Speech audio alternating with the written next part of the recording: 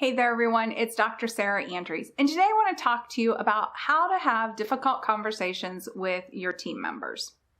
Now, I think there's some things that you can do ahead of time in order to make a difficult conversation less difficult. So let's start with that, and then we'll talk about things you can do to help your difficult conversation in the moment. The first thing is have weekly one-on-ones with your people.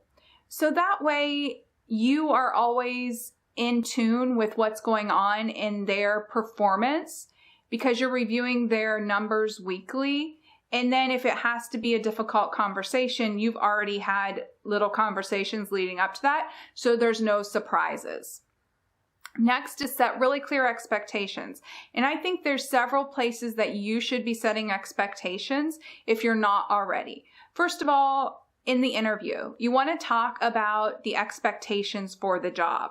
Then when you hire the person and they come on board the first day, you want to talk about the expectations for the job and make sure that you know what they are. So I would suggest you have them written down somewhere so that way you can pull them out and actually give them a copy of what the expectations are.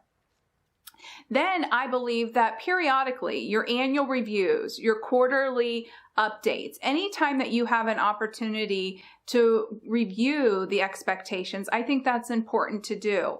We're all human. We forget. We get bombarded with a lot of other priorities. And if all of a sudden all my priorities don't add up to what is really expected of me, then we need to be having a conversation about that because there's a disconnect. So you need to make sure that you're always talking about the expectations of their role.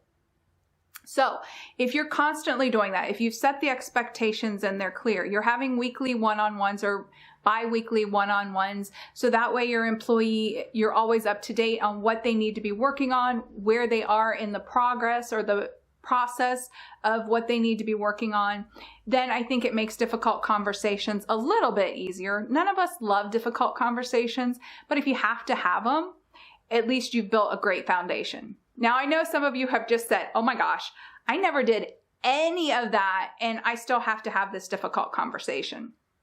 You're right, you still have to have it.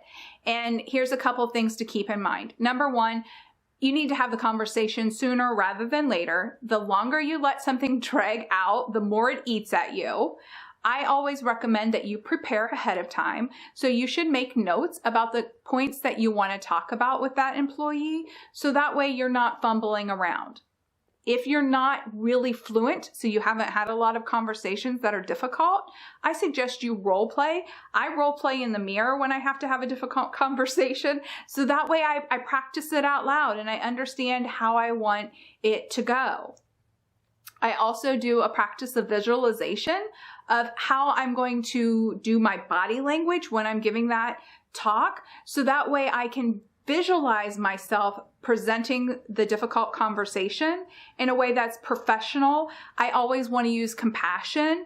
And for me, when I think about compassion, that means that it's kindness with boundaries. I can still be kind to you. I can still treat you like a human being, like a person who deserves to have respect, and still tell you these are the expectations and this is how you need to do it.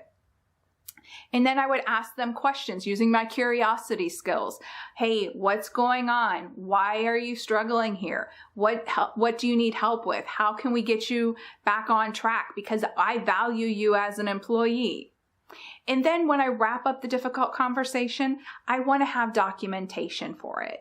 And there's several reasons to have documentation. Of course, we know that legally we should have documentation of those kind of conversations. But for you as a professional, as their leader, you need to have documentation so you remember what you actually talked about. I know every time I think about this, I think about I can't remember last Thursday what I had for lunch. So I might not remember the details of an important conversation. And if it's a critical conversation, I want to make sure I remember the details because that's part of being a leader. It's part of respecting that person who I had to have a difficult conversation with. So if you have to have a difficult conversation, don't put it off. Make notes, be prepared, think about how you want to present yourself, and think about how you want to be compassionate for that other person. That means kindness with boundaries. in how you're going to deliver the message. All right, I hope this helps you, and I'll talk to you next week.